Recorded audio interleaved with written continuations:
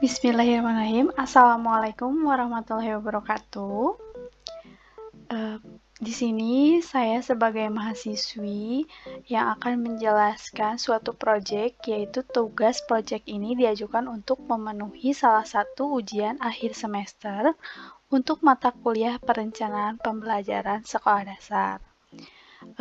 Saya izin memperkenalkan diri, nama saya Neng Rizky Fitria Rahayu dengan NIM 220600041, kelas B2 non-reguler, Prodi PGSD, Fakultas Pendidikan.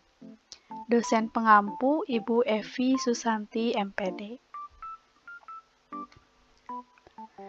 Di sini saya akan menjelaskan mengenai modul ajar, penjelasan mengenai bagaimana penjelasan mengenai pembuatan modul ajar. Nah, di sini saya akan menjelaskan mengenai komponen apa saja sih yang ada di modul ajar.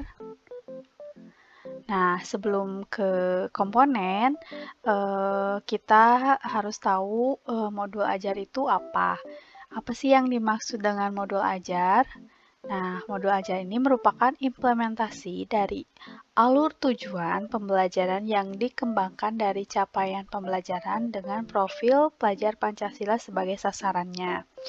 Nah, modul ajar ini disusun sesuai dengan fase atau tahap perkembangan peserta didik, mempertimbangkan apa yang akan dipelajari dengan tujuan pembelajaran pembelajaran dan berbasis perkembangan jangka panjang.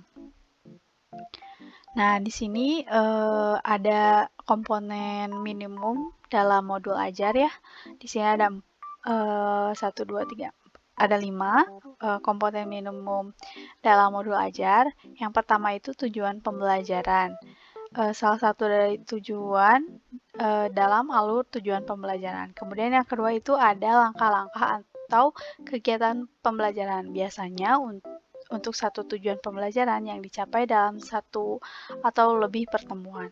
Kemudian yang ketiga adanya rencana asesmen untuk di awal pembelajaran beserta instrumen dan cara penilaiannya.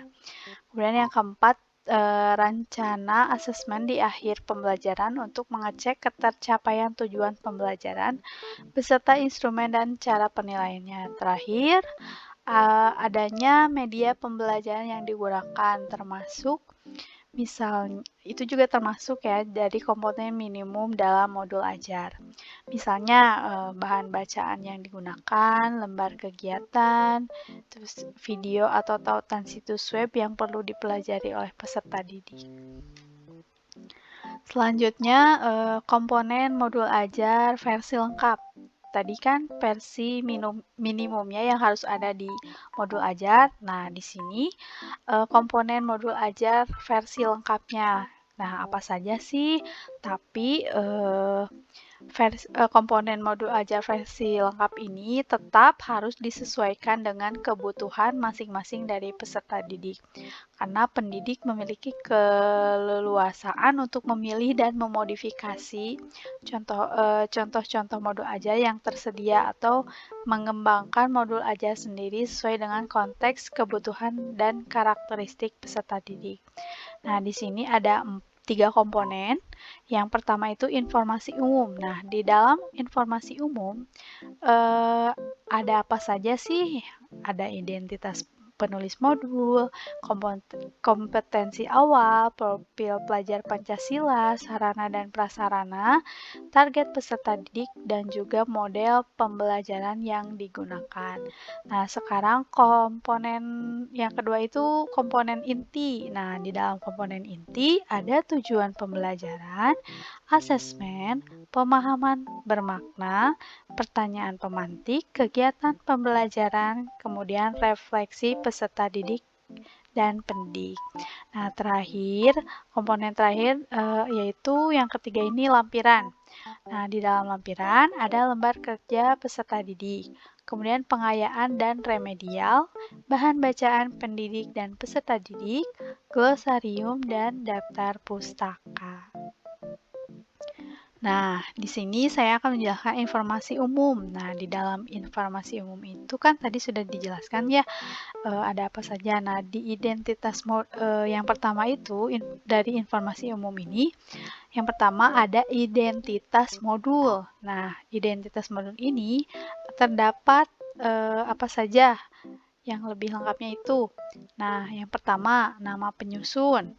Ada tertera apa di dalam identitas modul itu ada nama penyusunnya, institusinya, tahun disusunnya itu kapan. Nah, di situ ada di identitas dari modul itu. Kemudian jenjang sekolah, kelas atau fase, alokasi waktu. Nah, alokasi waktu ini ditentukan sesuai dengan jam pelajaran yang berlaku di unit kerja masing-masing. Kemudian materi pokok dan jumlah pertemuan. Ini bisa dimodifikasi sesuai dengan kebutuhannya, bisa disesuaikan. Kemudian selanjutnya itu ya kompetensi awal. Nah, di dalam apa sih kompetensi awal ini? Adalah pengetahuan atau keterampilan yang perlu dimiliki siswa sebelum pembelajaran topik tertentu. Kompetensi awal merupakan ukuran seberapa dalam modul ajar dirancang. Nah, biasanya contoh kompetensi awal ini contohnya ini sebelum memulai kegiatan pelajaran dalam modul ini, peserta didik sudah mampu apa gitu. Nah, ini diisi dengan kompetensi dan konten materi yang harus dikuasai sebelum mempelajari topik dalam modul ini. Selanjutnya itu profil pelajar Pancasila. Apa sih profil pelajar Pancasila itu? Merupakan tujuan dari suatu kegiatan yang berkaitan erat dengan pembentukan karakter peserta didik. Nah, profil pelajar Pancasila atau disingkat PPP dapat tercermin dalam konten atau metode pembelajaran. Nah, di dalam modul pembelajaran ini, profil pelajar Pancasila tidak perlu mencantumkan seluruhnya. Nah, jadi namun dapat memilih ya profil pelajar Pancasilanya sesuai dengan kegiatan pembelajaran di dalam modul. Nah, tidak harus, kan profil pelajar Pancasila itu kan ada 6 elemen ya. Nah, kita bisa pakai boleh 2 elemennya atau 3, itu disesuaikan dengan kebutuhan dari peserta didik atau dari kegiatan project atau assessment-nya. Selanjutnya, sarana dan prasarana merupakan fasilitas dan bahan yang dibutuhkan untuk menunjang kegiatan pembelajaran. Nah, sarana ini merujuk pada alat dan bahan yang digunakan, sementara prasarana di dalamnya termasuk materi dan sumber bahan ajar lain yang relevan yang digunakan dalam kegiatan pembelajaran. Kemudian, target peserta didik. Nah, di sini ada 3 target. Yang pertama itu kan ada peserta didik reguler, maksudnya itu umum tidak mengalami kesulitan belajar. Yang kedua itu peserta didik dengan kesulitan belajar. Nah, biasanya ini memiliki gaya belajar yang terbatas, hanya satu gaya, misalnya dengan audio, atau memiliki kesulitan dengan bahasa, pemahaman materi ajar, kurang percaya diri, atau kesulitan berkonsentrasi jangka panjang. Peserta didik dengan yang terakhir itu peserta didik dengan pencapaian tinggi. Biasanya ini peserta didik yang kecerdasannya itu bagus gitu ya, baik. Nah, dalam memahaminya juga cepat, mampu mencapai keterampilan berpikir tinggi atau HOTS dan memiliki keterampilan memimpin. Selanjutnya model pembelajaran. Nah, model pembelajaran ini adalah kerangka pembelajaran yang memberikan gambaran sistematis pelaksanaan pembelajaran. Model pembelajaran ini bisa berupa bagaimana kita mengajar, seperti pembelajaran tatap muka, pembelajaran jarak jauh, atau PJJ daring, pembelajaran jarak jauh luar jaringan, atau PJJ luring, dan blended learning ya. Nah, kemudian model pembelajaran ini bisa yang dipilih di sini terkait tentang kegiatan belajar yang akan digunakan pada kegiatan inti. Contohnya kita mau menggunakan model problem based learning dengan bertatap muka. Contohnya seperti itu. Baik, yang kedua itu mengenai komponen inti. Nah, di dalam komponen inti ada tujuan, yang pertama itu ada tujuan pembelajaran. Tujuan pembelajaran harus mencerminkan hal-hal penting dari pembelajaran dan harus bisa diuji dengan berbagai bentuk dari unjuk pemahaman. Tujuan pembelajaran menentukan kegiatan belajar, sumber daya yang digunakan, kesesuaian dengan keberagaman murid, dan metode asesmen yang digunakan. Nah, dalam merumuskan tujuan pembelajaran, kita bisa melihat di sebelah kiri ada mengacu pada taksonomi Bloom ya.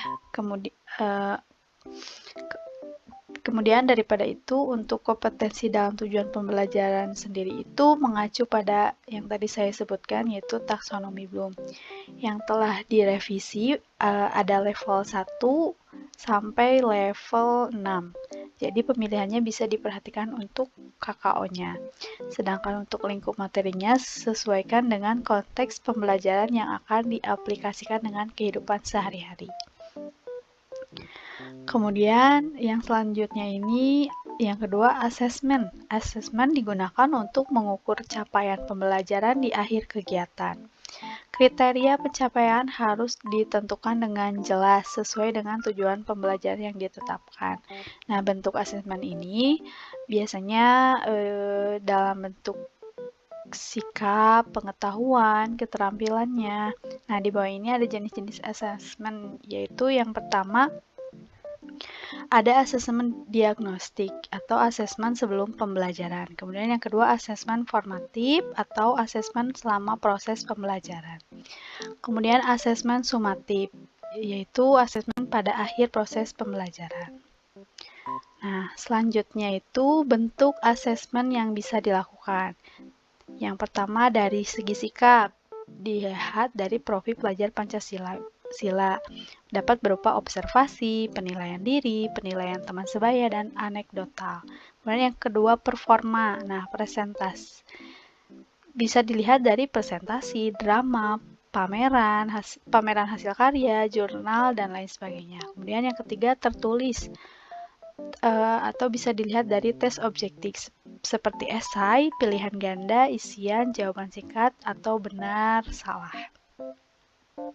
Selanjutnya bentuk asesmen formatif dan sumatif. Nah, ini adalah contoh bentuk asesmen tidak tertulis, diantaranya diskusi kelas, produk, tes lisan, drama, dan presentasi. Ini contoh asesmen yang tidak tertulis. Kemudian bentuk asesmen formatif dan sumatif ini dalam contohnya bentuknya dalam asesmen tertulis, diantaranya refleksi, jurnal, esai, poster, dan tes tertulis. Selanjutnya pemahaman bermakna. Nah, pemahaman bermakna adalah informasi tentang manfaat yang akan peserta didik peroleh setelah mengikuti proses pembelajaran. Nah, manfaat tersebut nantinya dapat peserta didik terapkan dalam kehidupan sehari-hari. Selanjutnya pertanyaan pemantik. Nah, di dalam modul ajar juga harus ada pertanyaan pemantik.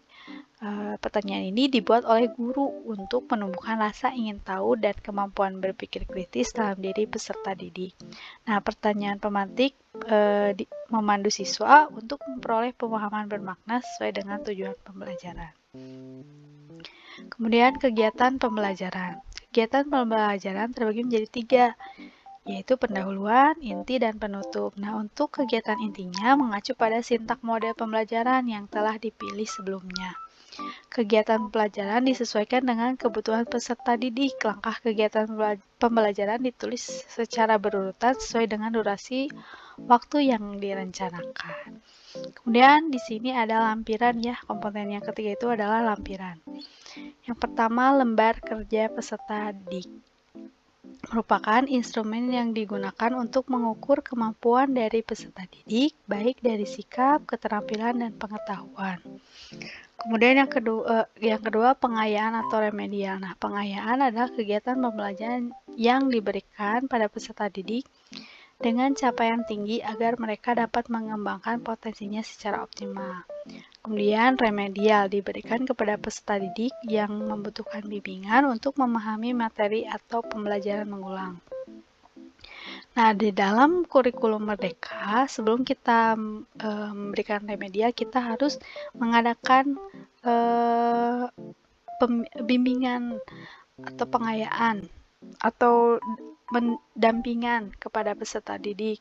Sebelum kita memberikan remedial, kita tanya kepada peserta didik eh, apa yang kesulit, materi apa yang membuat peserta didik itu tidak memahami suatu materi. Nah, kita tanyakan terlebih dahulu kepada siswa, kemudian setelah kita tahu, setelah kita dibimbing, baru kita berikan remedial. Kemudian yang terakhir, bahan bacaan guru dan peserta didik. Bahan bacaan guru dan peserta didik digunakan sebagai pemantik sebelum kegiatan dimulai, atau untuk memperdalam pemahaman materi pada saat atau akhir kegiatan pembelajaran. Kemudian glosarium. Glosarium merupakan kumpulan istilah-istilah dalam suatu bidang secara alfabetikal yang dilengkapi dengan definisi dan artinya. Glosarium diperlukan untuk kata atau istilah yang memerlukan penjelasan lebih mendalam. Yang selanjutnya itu yang harus ada dalam modul ajar merupakan daftar pustaka. Daftar pustaka adalah sumber-sumber referensi yang digunakan dalam pengembangan modul ajar. Referensi yang dimaksud adalah semua sumber belajar seperti buku siswa, buku referensi, majalah, koran, situs internet, lingkungan sekitar, narasumber, dan lain sebagainya. Nah, selanjutnya saya akan memperlihatkan contoh modul ajar yang saya buat. Mari kita lihat. Baik, selanjutnya ini merupakan contoh modul ajar yang saya ATM ya, amati tiru modifikasi dari modul sebelumnya saya modifikasi. Ini contohnya. Nah, saya mengambil dari jenjang kelas 5 sekolah dasar, materinya IPAS. Nah, di sini ada informasi umum, ada di dalam informasi umum ini ada identitas modul. Di dalam identitas modul ada penyusun, instansi, tahun penyusunan, jenjang sekolah, mata pelajaran, fase atau kelas, temanya apa, topik, kemudian alokasi waktu. Kemudian kompetensi awal. Nah, kompetensi awal ini kita ada capaian pembelajaran. Nah, capaian pembelajaran ini kita bisa lihat di BSKAP 32 2024 yang terbaru ya, yang sudah direvisi, yang terbaru. Kemudian capaian khususnya itu berupa elemennya gitu ya. Nah, peserta didik memahami sistem organ tubuh manusia yang dikaitkan dengan cara menjaga kesehatan tubuhnya. Kita turunkan menjadi mengidentifikasi sistem pernapasan pada manusia dan merinci organ pernapasan pada manusia. Nah, di sini ada profil pelajar Pancasila. Saya mengambil 3 elemen. Tadi kan sudah disebutkan kalau elemennya tidak 6 juga tidak apa-apa, bisa 2, bisa 3. Nah, kebetulan saya mengambil 3 elemen, yaitu mandiri, bernalar kritis, dan kreatif. Nah, dari segi mandiri, ini mengajarkan siswa untuk menjadi mandiri dan bertanggung jawab atas kesehatan mereka sendiri. Kemudian, sebentar. Nah, bernalar kritis. Nah, ketika belajar tentang sistem pernapasan, siswa diajak untuk bisa berpikir kritis tentang bagaimana udara masuk dan keluar dari tubuh, bagaimana paru-paru bekerja, dan apa yang terjadi jika ada gangguan dalam sistem pernapasan.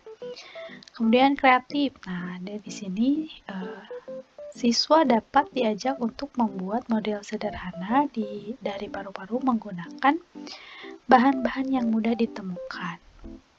Nah, di sini selanjutnya ada sarana dan prasarana. Nah, kita sebutkan sumber belajarnya. Saya mengambil dari Kementerian Pendidikan, Kebudayaan, Riset, dan Teknologi, Ilmu Pengetahuan Alam Sosial pada kelas sekian, lembar kerja, kemudian lembar kerja peserta didik, kemudian pengenalan tema, buku guru bagian ide pengajaran. Nah, perlengkapannya yang buku utama peserta didik apa saja? Di sini ada lembar kerja, perlengkapan peserta didik, persiapan lokasi, kemudian topik proyek pelajar. Nah, material sesuai produk yang dibuat oleh peserta didik, persiapan alokasinya, atau area kelas untuk demonstrasi. Kemudian di sini ada target peserta didik. Nah, target peserta didik ini saya kebetulan peserta didiknya reguler, peserta didik dengan pencapaian tinggi. Ini bisa disesuaikan ya, mencerna dan memahami dengan cepat, mampu mencapai keterampilan berpikir aras tinggi, HOTS, dan memiliki keterampilan memimpin. Nah, ini bisa disesuaikan ya, bagaimana peserta didik kita ketika di kelas, apakah termasuk yang hot atau yang reguler. Nah, kebetulan di sini saya ada dua, ada peserta didik yang reguler dan secara umum gitu ya.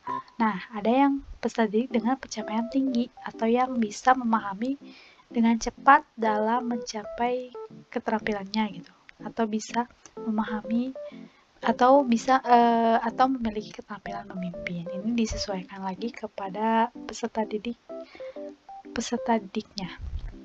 Kemudian ini ada model pembelajaran. Nah, pembelajaran tadi kan sudah dibahas ya dari segi model pembelajarannya gitu ya. Nah, dari model pembelajaran kita cantumkan pembelajaran tatap muka dan menggunakan model apa? Model problem based learning. Kemudian ada komponen inti. Komponen inti ini ada tujuan kegiatan pembelajaran. Nah, tujuan pembelajarannya kita sesuaikan dengan yang sebelumnya, yaitu taksonomi Bloom. Nih, saya mengambil dari C4, yaitu mengamati dan mampu mengidentifikasi, ini termasuk C4. Kemudian yang terakhir itu C6 dari taksonomi Bloom ini mempresentasikan. Ini termasuk C6. Kemudian selanjutnya pemahaman bermakna. Nah, pemahaman bermakna ini yang tadi siswa bisa dari sini siswa bisa apa untuk kehidupan sehari-harinya. Nah, meningkatkan kemampuan siswa dalam mengidentifikasi organ pernapasan pada manusia dan cara mengelola udara bersih dalam kehidupan sehari-hari. Nah, ini pemahaman bermakna yang akan kemampuan siswa yang akan meningkat gitu. Kemudian di sini ada pertanyaan pemantik. Nah, di sini ada dua ya, ada udara terdapat di mana, apa pengaruh udara terhadap tubuh. Ini termasuk pertanyaan pemantik. Ini disesuaikan saja dengan kebutuhan kita sebagai guru dalam pertanyaan pemantiknya.